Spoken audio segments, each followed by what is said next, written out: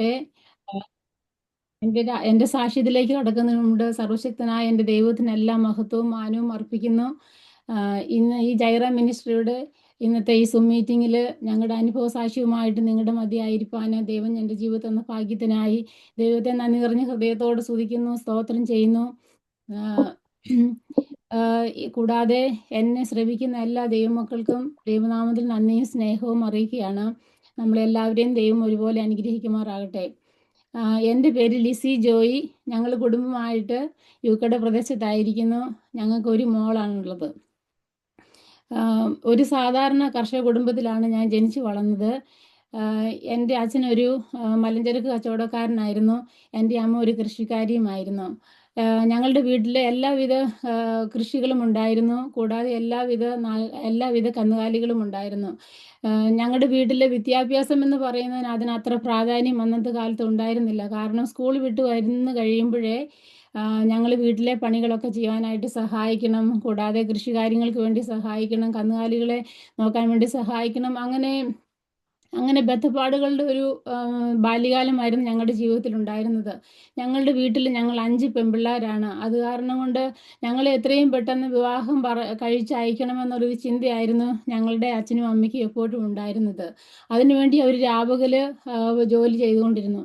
അവരുടെ പലപ്പോഴുമുള്ള ഈ ബദ്ധപ്പാടും ഈ പ്രയാസങ്ങളും കഷ്ടതകളും ഒക്കെ കാണുമ്പോൾ ഞാൻ എപ്പോഴും ചിന്തിക്കുമായിരുന്നു, എനിക്ക് നന്നായിട്ട് പഠിച്ച് ഒരു ജോലി മേടിച്ച് എൻ്റെ അച്ഛൻ്റെ അമ്മയുടെ എല്ലാം കഷ്ടപ്പാടുകളെല്ലാം മാറണം. എൻ്റെ വിവാഹത്തിന് വേണ്ടി അവരെ കഷ്ടപ്പെടുത്താതെ എൻ്റെ പൈസ കൊണ്ട് തന്നെ എനിക്ക് എൻ്റെ വിവാഹം നടത്തണം. അങ്ങനെയൊക്കെ ഞാൻ എൻ്റെ ജീവിതത്തിൽ എപ്പോഴും ചിന്തിക്കുമായിരുന്നു. എന്നാൽ എൻ്റെ 10ാം ക്ലാസ് കഴിഞ്ഞപ്പോൾ മുതലേ ഇനി നീ പഠിക്കണ്ട എന്ന് പറയുവാൻ എൻ്റെ പേരൻസ് തുടങ്ങി.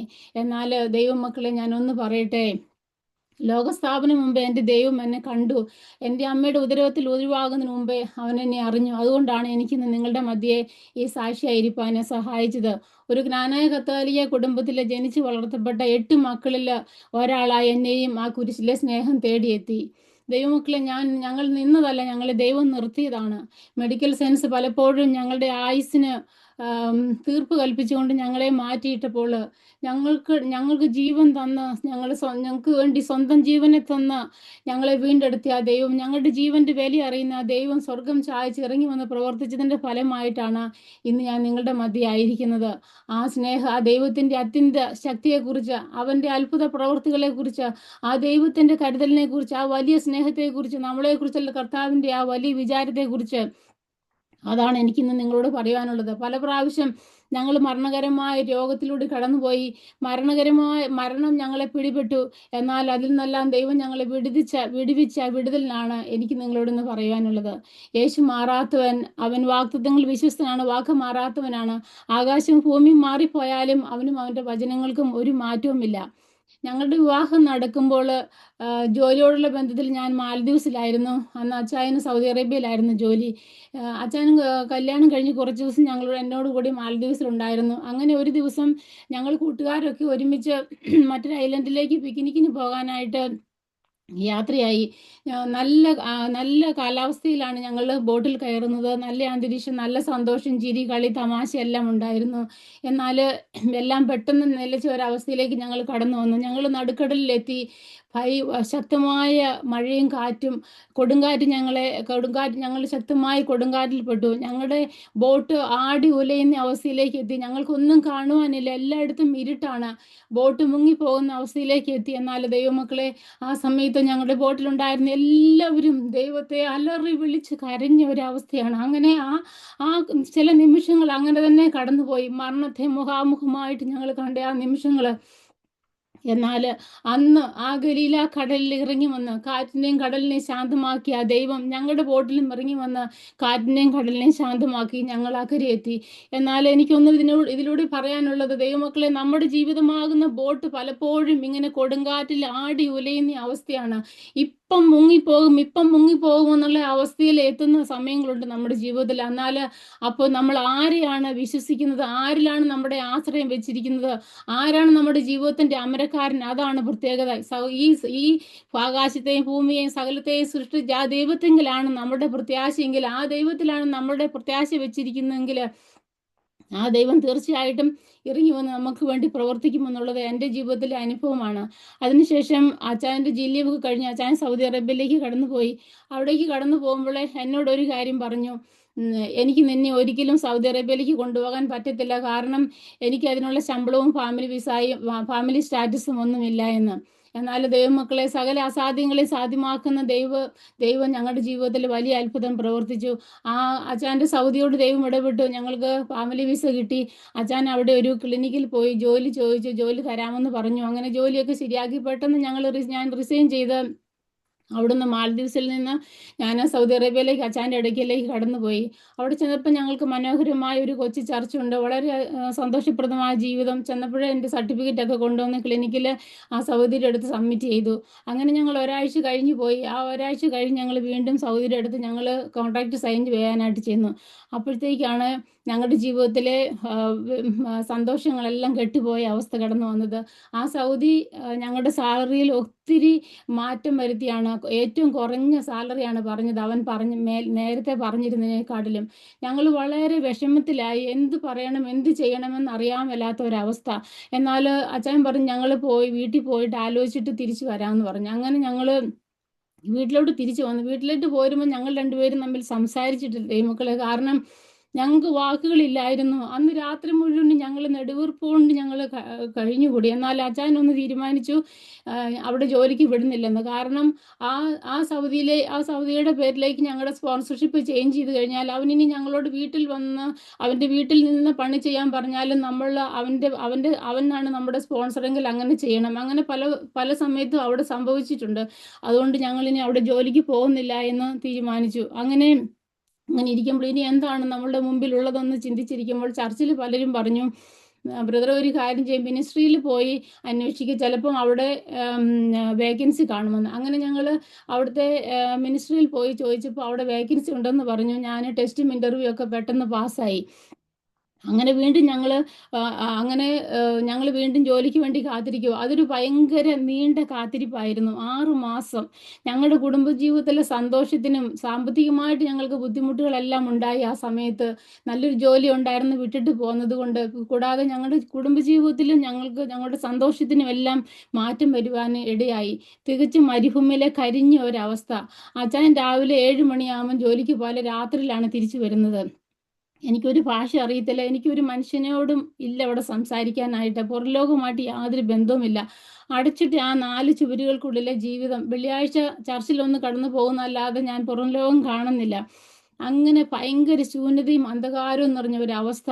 അപ്പം രാവിലെ അച്ചായൻ പോയി കഴിഞ്ഞാൽ ഉടനെ ഞാൻ ബൈബിൾ എടുക്കും. ഞാൻ ദൈവത്തോടിൻ്റെ മുമ്പിൽ നിന്ന് കരയും. ഞാൻ ദൈവവചനം വായിക്കും.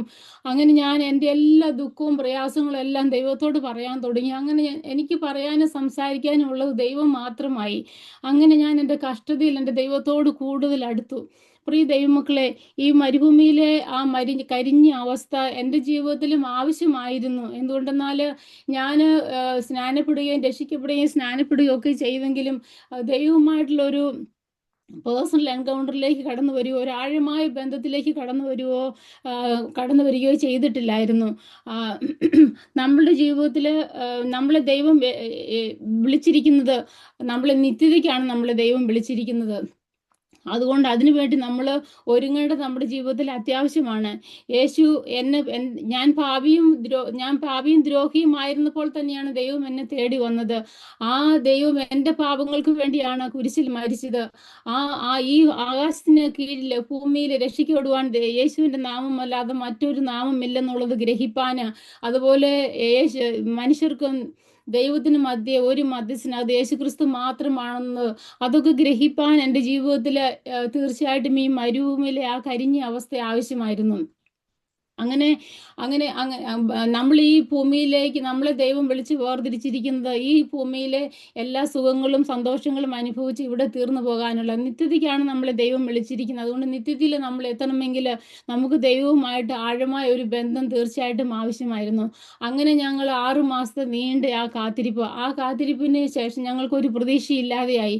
അപ്പം ഞങ്ങൾ അവിടെ അടുത്തുള്ള വേറൊരു ഒരു ക്ലിനിക്കിൽ പോയി ജോലി ചോദിച്ചു. അപ്പം അവിടുത്തെ ആ സൗദി പറഞ്ഞു, ഓക്കെ, നാളെ വൈകുന്നേരം വന്ന് നിങ്ങൾ കോൺട്രാക്റ്റ് സൈൻ ചെയ്തോളാൻ പറഞ്ഞു. അങ്ങനെ നാളത്തെ വൈകുന്നേരത്തേക്ക് വേണ്ടി ഞങ്ങൾ വെയിറ്റ് ചെയ്യുമ്പോൾ ആ നാളത്തെ അന്ന് രാവിലെ, അന്നത്തെ രാവിലെ മിനിസ്ട്രിയിൽ ഞങ്ങളുടെ അവിടുത്തെ ഒരു ഡോക്ടർ പോയപ്പോൾ ആ ഡോക്ടറോട് അവർ പറഞ്ഞു വിട്ടു, അവളുടെ സ്പോൺസർഷിപ്പ് ചേഞ്ച് ആയിട്ട് വന്നിട്ടുണ്ട്, അവളോട് ഒന്ന് കോൺട്രാക്റ്റ് സൈൻ ചെയ്തോളാനായിട്ട്.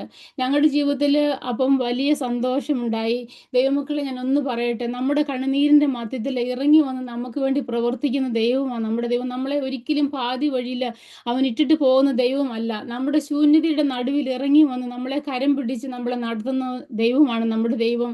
ആ ബേസെയ്ത കുളങ്ങര 38 വർഷം മുടന്തനായി കിടന്ന മനുഷ്യൻ്റെ ജീവിതത്തിൽ എല്ലാ പ്രതീക്ഷകളും നഷ്ടപ്പെട്ടു പോയായിരുന്നു. എന്നാൽ ദൈവം അവൻ്റെ അടുക്കിലേക്ക് ഒന്ന് കടന്നു വന്നപ്പോൾ അവൻ്റെ എല്ലാ അവസ്ഥയ്ക്കും മാറ്റം വന്നു. അങ്ങനെ അതാണ് നമ്മുടെ ജീവിതത്തിലും ദൈവം നമ്മുടെ ജീവിതത്തിലേക്ക് കടന്നു വരുമ്പോൾ നമ്മുടെ എല്ലാ അവസ്ഥകൾക്കും പെട്ടെന്ന് മാറ്റങ്ങൾ ഉണ്ടാകും.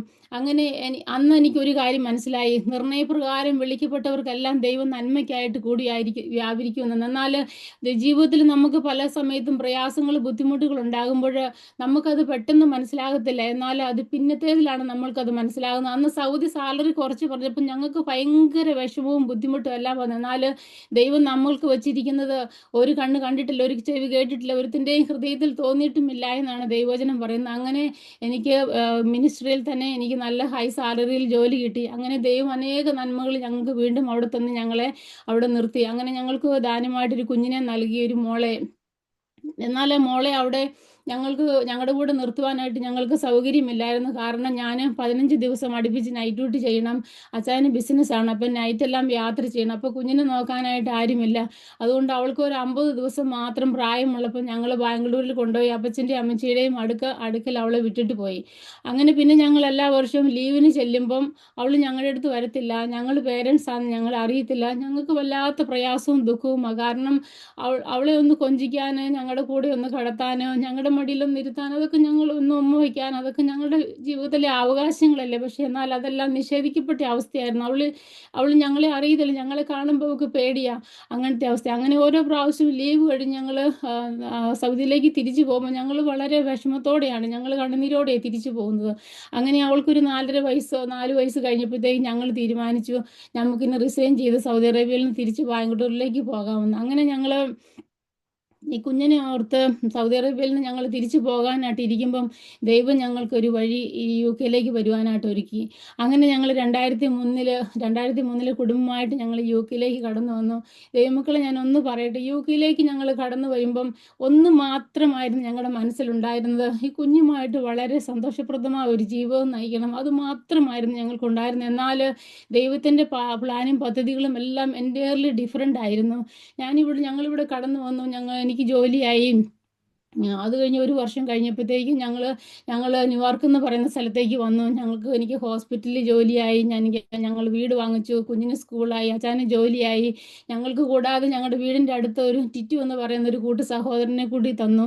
ഒരു കാര്യത്തിൽ മാത്രം ഞങ്ങൾ ഹാപ്പിയല്ല, ഞങ്ങൾക്കിവിടെ ഇംഗ്ലീഷ് ആരാധനയായിരുന്നു. ഞങ്ങൾ സൗദി അറേബ്യയിൽ അത്ര അനുഗ്രഹിക്കപ്പെട്ട ആരാധന ഉണ്ടായിരുന്നു. ഞങ്ങളിവിടെ വന്നപ്പം ഈ ഇംഗ്ലീഷ് ആരാധന ഞങ്ങൾക്ക് ഒട്ടും തൃപ്തികരമല്ലായിരുന്നു. എന്നാൽ ദൈവമക്കളെ, ഞങ്ങളുടെ ഇവിടുന്ന് 1 അവർ ഞങ്ങൾക്ക് വണ്ടി ഓടിക്കണം. അവിടെ ലെസ്റ്റർ എന്ന് പറയുന്ന സ്ഥലത്ത് ഒരു സഭ ഒരു മലയാളം ചർച്ച് തുടങ്ങാനിടയായി. അതിന് ദൈവം ഞങ്ങളെയും അതിൻ്റെ ഒരു ഭാഗമാക്കുവാനും ദൈവം ഞങ്ങളുടെ ജീവിതത്തിലും പ്രസാദം തോന്നി. അങ്ങനെ ഞങ്ങൾക്ക് അവിടെ ഒരു മലയാളം ചർച്ചും തുടങ്ങി. അങ്ങനെ ഞങ്ങളുടെ ജീവിതം വളരെ സന്തോഷപ്രദമായിട്ട് മുന്നോട്ട് പോകുന്ന അവസ്ഥ എല്ലാം ഉണ്ട്. ഞങ്ങൾക്ക് പൈസയുണ്ട്, ഹോളിഡേ ഉണ്ട്, സന്തോഷം എല്ലാം ഉണ്ട്. അങ്ങനെ ഇരിക്കുമ്പം 2008 പെട്ടെന്ന് ഞാനൊരു ദിവസം കുക്ക് ചെയ്യുമായിരുന്നു. കുക്ക് ചെയ്തപ്പോഴത്തേക്ക് എനിക്കൊരു വല്ലാത്തൊരു നടുവേദന ഇങ്ങനെ വന്നിട്ട് നിലത്തേക്ക് വീണ് പോകും, അങ്ങനത്തെ ഒരു അവസ്ഥ വന്നപ്പോൾ ഞാനങ്ങനെ അലറി അച്ഛനെ വിളിച്ചു. അച്ഛൻ ഓടി വന്നെന്നെ ഇങ്ങനെ കൈക്ക് പിടിച്ച് എന്നെ നിർത്തി. പക്ഷേ ഞാൻ വീണില്ല ദൈവമക്കളെ. എന്നാൽ അതെന്നെ ബെഡ്രിഡനാക്കി മാറ്റി. എൻ്റെ സ്പൈനിന് ഫ്രാക്ചറായി. ഞാൻ കട്ടിൽമേൽ കിടക്കുന്ന അവസ്ഥയിലേക്ക് കടന്നു വന്നു. അങ്ങനെ എന്നാൽ ഞങ്ങൾക്ക് ഒരു നല്ല പ്രാർത്ഥിക്കുന്ന സഭയുണ്ട്. സഭയിലുള്ള എല്ലാ ദൈവമക്കളും കടന്നു വന്നു. ഞങ്ങളുടെ പാസ്റ്റർ കുറച്ച് ദൂരെ അന്ന് പാസ്റ്റർ പരീക്ഷ എഴുതിക്കൊണ്ടിരിക്കുക. 8 ദിവസം കഴിഞ്ഞിട്ടാണ് പാസ്റ്റർ ഞങ്ങളുടെ വീട്ടിലേക്ക് വരുന്നത്. അന്ന് അങ്ങനെ എല്ലാ ദൈവമക്കളും വരികയും പ്രാർത്ഥിക്കുകയും എല്ലാം ചെയ്യുന്നുണ്ട്. എന്നാൽ ആ കട്ടിലിൽ കിടക്കുമ്പോൾ ആ സീലിങ്ങിലേക്ക് നോക്കുമ്പോൾ ഞാൻ ദൈവത്തോട് ചോദിച്ചു, ദൈവമേ, എനിക്ക് എത്ര ചെറുപ്പത്തിൽ ഞാനിങ്ങനെ എൻ്റെ എൻ്റെ ഒരു കുഞ്ഞിനും ഒരു ഭാരമായി തീർന്നു. അച്ഛൻ എന്നെ എടുത്തോണ്ടാണ് ടോയ്ലറ്റിലേക്ക് കൊണ്ടുപോകുന്നത്, താഴത്തെ നിലയിലേക്ക് കൊണ്ടുപോകുന്നത്, വണ്ടിയെ കയറ്റുന്നത്, ഹോസ്പിറ്റലിൽ കൊണ്ടുപോകുന്നത്, അങ്ങനെയെല്ലാം. അങ്ങനെ എത്ര നാൾ എൻ്റെ അച്ഛൻ എന്നെ എടുത്തുകൊണ്ട് നടക്കാൻ പറ്റും? ദൈവമേ, ഈ അവസ്ഥ ഞാൻ ഇനി എന്ത് ചെയ്യും? അങ്ങനെ ഞാൻ വളരെയധികം ഭാരപ്പെട്ട നാളുകൾ. എന്നാൽ ദൈവത്തിന് എന്നോട് പ്രസാദം തോന്നി. ഒരു 4-5 ഒരു 8 ദിവസമാണ് ശരിക്കും ഞാൻ ബെഡ്ഡനായിട്ട് കിടന്നു. അന്ന് പാസ്റ്റർ വീട്ടിൽ കടന്നു വന്നു. എനിക്ക് വേണ്ടി ശക്തമായിട്ട് അവർ ഇവിടെ നിന്ന് പ്രാർത്ഥിച്ചു. അന്ന് വൈകുന്നേരം ഞാൻ അച്ചാനോട് പറഞ്ഞു, അച്ചാൻ എന്നെ ഒന്ന് എണീപ്പിച്ച് നിർത്തുക, എൻ്റെ കാലിന് ഇച്ചിരി ബലമുണ്ട്. എൻ്റെ റൈറ്റ് കാലിൽ നിൽക്കത്തില്ലായിരുന്നു നിലത്ത്.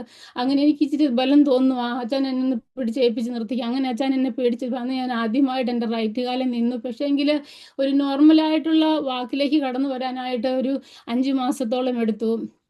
അതിനിടയ്ക്ക് എനിക്ക് ഓപ്പറേഷൻ സജസ്റ്റ് ചെയ്തു, അതിനുവേണ്ടി കടന്നുപോയി. പക്ഷേ എന്നാൽ അവിടെ ചെന്നപ്പം ഡോക്ടർമാർ പറഞ്ഞു, ഞാൻ വീണ്ടും പാരലൈസ് ആയി പോകും ചിലപ്പോൾ ഓപ്പറേഷൻ ചെയ്താലെന്ന്. അത് കാരണം അന്ന് മുതൽ ഇന്ന് വരെ നട്ടെല്ലിന് ഇഞ്ചക്ഷൻ എടുക്കുകയാണ്. എല്ലാ 3 മാസം 4 മാസം കൂടുമ്പോഴും ആശുപത്രി പോയിട്ട് അവരെനിക്ക് പെയിൻ മാനേജ്മെൻ്റ് ആണ്. അങ്ങനെയാണ് ഞാൻ ഇന്ന് വരെ ഈയിടെയും ഇഞ്ചക്ഷൻ എടുത്തിട്ടിരിക്കുവാണ്. അങ്ങനെയാണ് അത് നടക്കുന്നത്. എന്നാൽ ദൈവം എൻ്റെ അവസ്ഥകൾക്കെല്ലാം ദൈവം മാറ്റം വരുത്തി. അച്ഛനും കുഞ്ഞിനും ഞാനൊരു ഭാരമായി തീരാതെ തന്നെ എൻ്റെ സ്വന്തം കാലിൽ തന്നെ എണീറ്റ് എനിക്ക് ജോലിക്ക് പോകാനെല്ലാം ദൈവം. ഞാൻ ഒരിക്കലും എൻ്റെ കാലിൽ നടന്ന് എനിക്ക് ജോലിക്ക് ചെയ്യാൻ പറ്റും ഒന്നും ചിന്തിച്ചല്ല. എന്നാൽ ദൈവം മഹാ അത്ഭുതം ഞങ്ങളുടെ ജീവിതത്തിൽ പ്രവർത്തിച്ചു.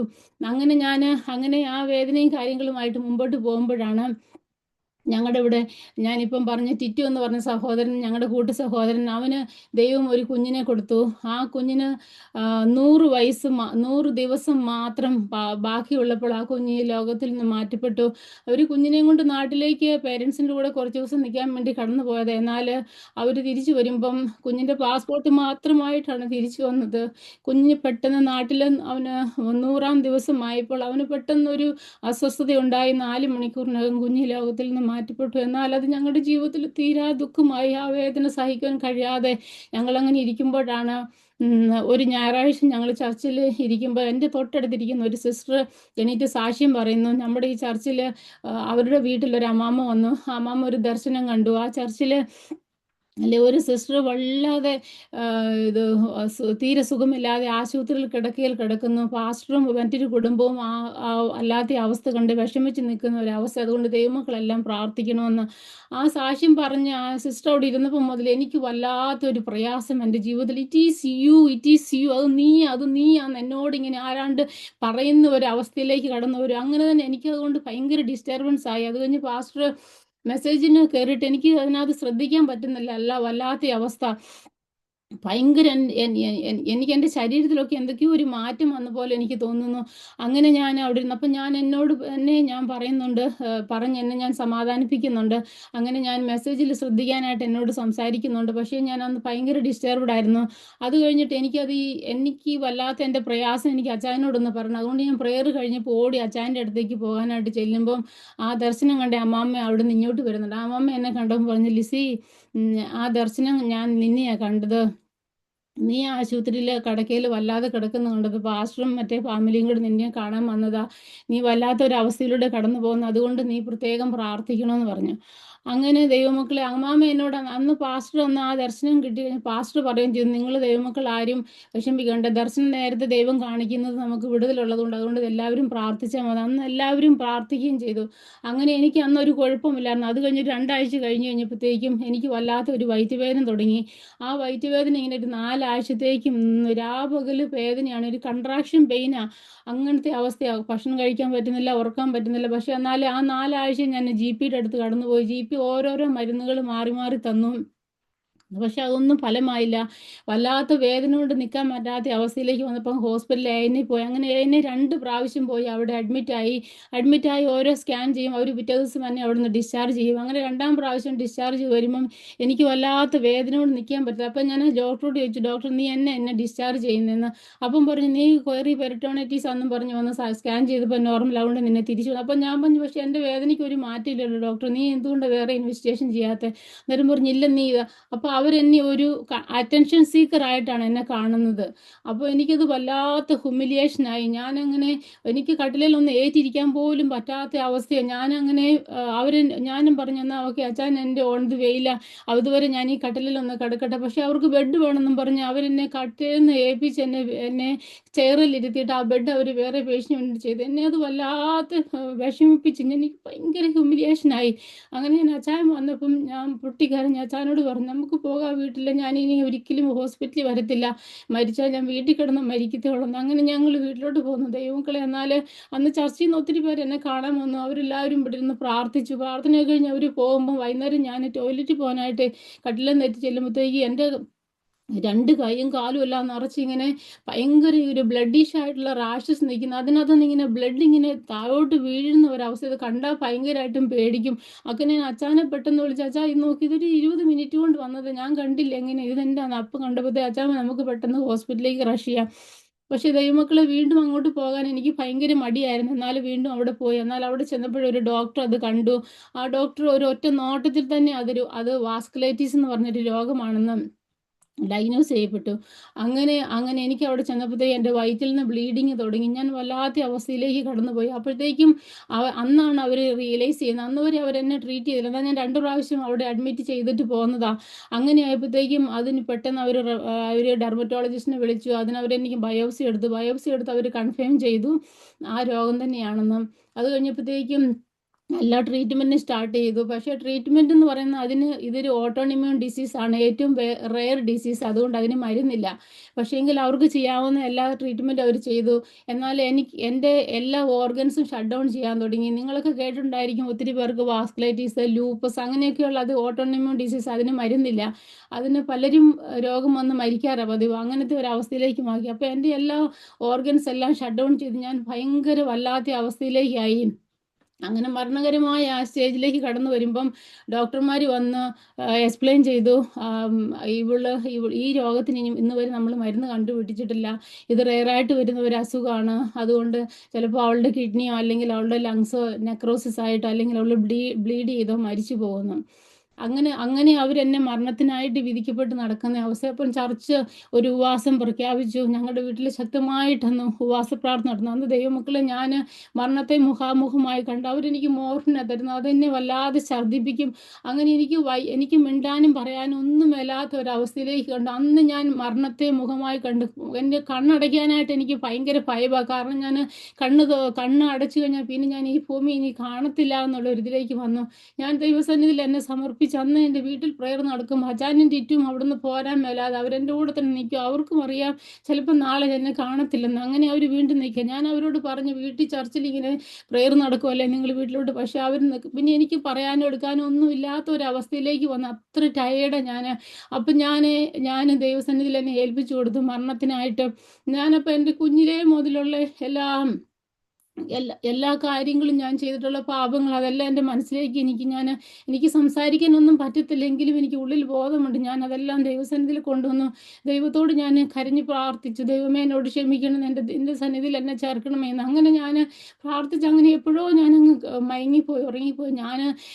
അതൊരു ഭയങ്കര പോരാട്ടത്തിൻ്റെ ദിവസം വരുന്നതിന് പിറ്റേ ദിവസം രാവിലെ ഞാൻ കണ്ണ് തുറന്നപ്പോൾ എനിക്ക് തന്നെ ഭയങ്കര അത്ഭുതമായി. അയ്യോ, ഞാൻ ഇന്ന് ജീവിച്ചിരിക്കുന്നുണ്ടോ, അങ്ങനെയായി എനിക്ക്.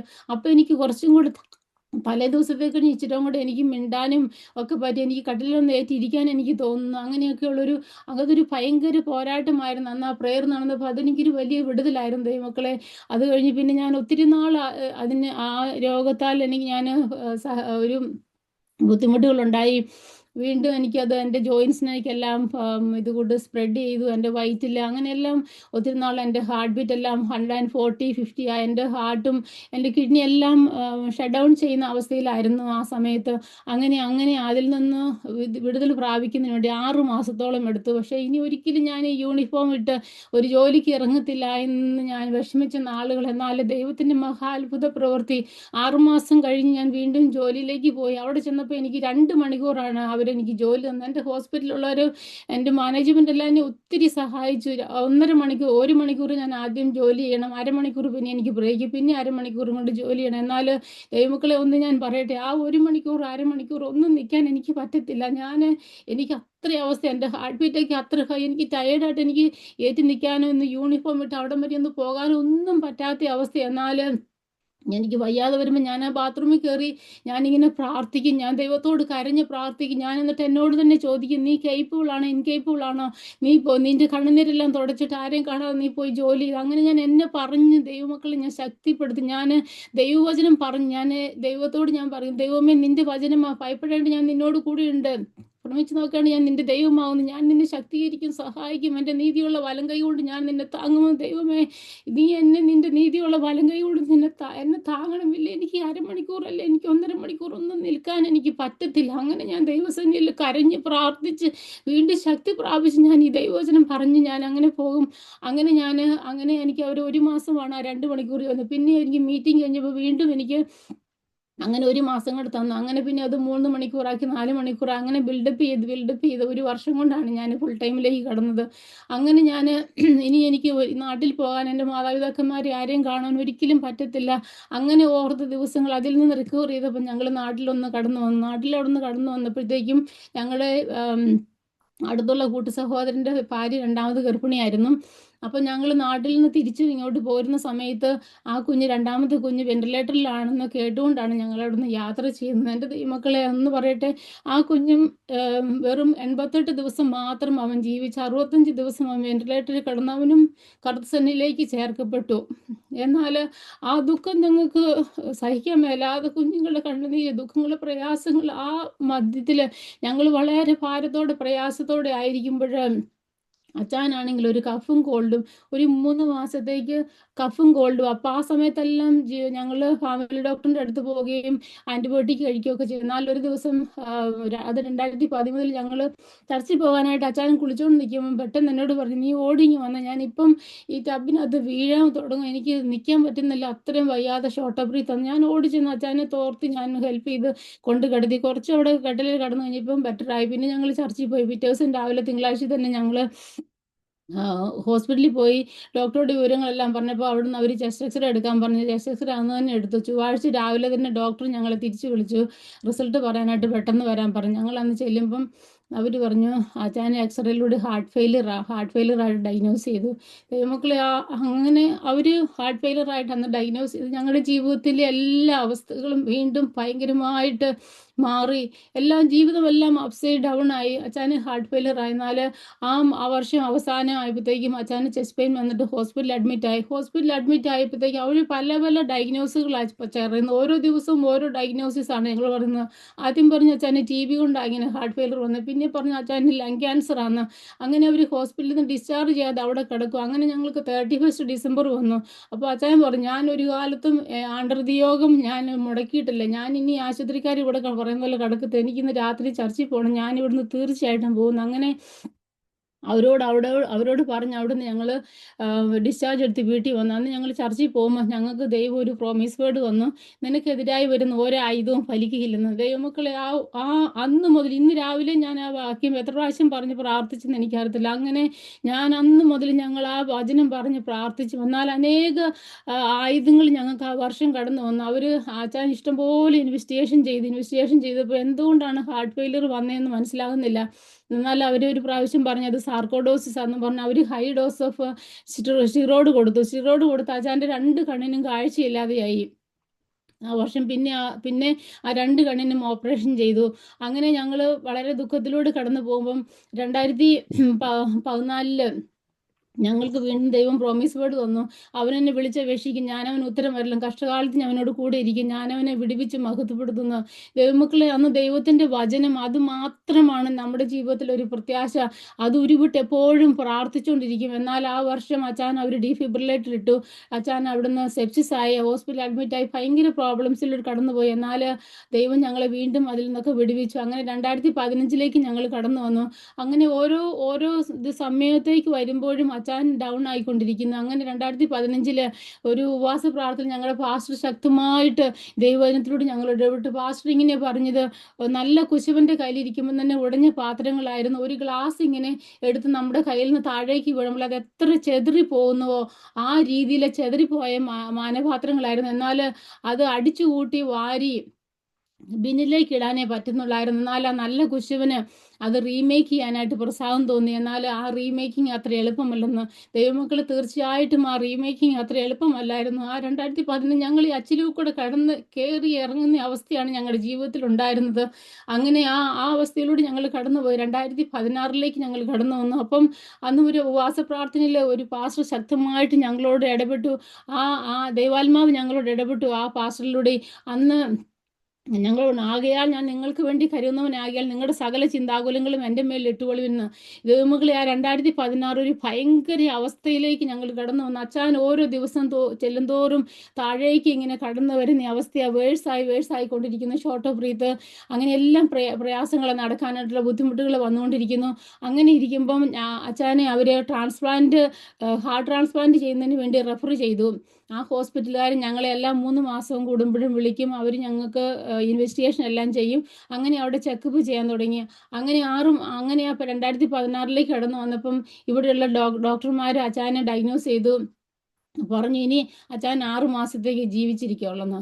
ദൈവമക്കളെ, ആ 6 മാസത്തേക്ക് ജീവിച്ചിരിക്കത്തുള്ളെന്ന് പറഞ്ഞു. പിന്നെ ഞങ്ങൾക്ക് ഉറക്കമില്ലാത്ത രാത്രികളായി. കുഞ്ഞിൻ്റെ പരീക്ഷ നടക്കുവാണ്. അവൾ വളരെ വിഷമത്തിലാണ്. അവൾക്ക് പഠിക്കാൻ പറ്റുന്നില്ല. Night Meyer. എൻ്റെ പപ്പ എൻ്റെ പരീക്ഷയുടെ അന്നാണോ മരിച്ചു പോകുന്നതെന്നുള്ള ആ ഭയം അവളെ എങ്ങനെ എപ്പോഴും വേട്ടയാടിക്കൊണ്ടിരുന്നു. ഞങ്ങൾക്കും അങ്ങനത്തെ വല്ലാത്ത അവസ്ഥകളാണ് കടന്നിരിക്കുന്നത്. അങ്ങനെ ഇരിക്കുമ്പം എനിക്കും സുഖമില്ലല്ലോ. ഞാൻ പറഞ്ഞില്ല, എനിക്കെപ്പോഴും ഓരോരോ സമയത്ത് ഫ്ലെയറപ്പ് വരും, ആശുപത്രി പോകണം. അങ്ങനെ ഞങ്ങൾ ഹോസ്പിറ്റലിൽ പോകുമ്പം ഒരു ഡോക്ടർ പറഞ്ഞു, അയ്യോ ലിസി, നിനക്ക് വാസ്കുലൈറ്റീസ് അല്ലേ, നിൻ്റെ ഹസ്ബൻഡ് ഹാർട്ട് ഫെയിലറാണ്, നിനക്ക് എത്ര പിള്ളേരുണ്ട്? ഞാൻ പറഞ്ഞു, എനിക്കൊരു മോളാ.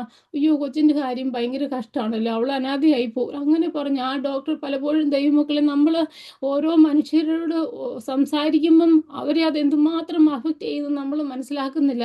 അത് ഞങ്ങളെ വേട്ടയിടാൻ തുടങ്ങി. ഞാൻ എപ്പോഴും ഓർക്കും, എൻ്റെ ദൈവമേ, എൻ്റെ കുഞ്ഞ് അനാഥയായി പോകില്ല, അവൾക്ക് ഞങ്ങൾ പപ്പായും മമ്മിയും ഇല്ലാത്ത അവസ്ഥയിൽ കടന്നു വരുമോ, അങ്ങനെ ഓർത്ത് ഞങ്ങൾ ദിനരാത്രങ്ങൾ. പിന്നെ ആ 2016 അച്ചാൻ ഇങ്ങനെ വല്ലാത്ത അവസ്ഥ. പലപ്പോഴും അച്ചാൻ ചുമച്ച് ശ്വാസം നിന്ന് പോകുന്ന അവസ്ഥ. എന്നാൽ ദൈവമക്കളെ, ഞങ്ങൾ ഒത്തിരി പ്രാവശ്യം കർത്താവിൻ്റെ ഇൻസ്റ്റാൻ്റ് ആയിട്ടുള്ള ഹീലിംഗ് നമ്മുടെ ജീവിതത്തിൽ ഞങ്ങൾ അനുഭവിച്ചിട്ടുണ്ട്. ഞാനും കൊച്ചുവരുന്ന് ശക്തമായിട്ടിരുന്ന് പ്രാർത്ഥിക്കും.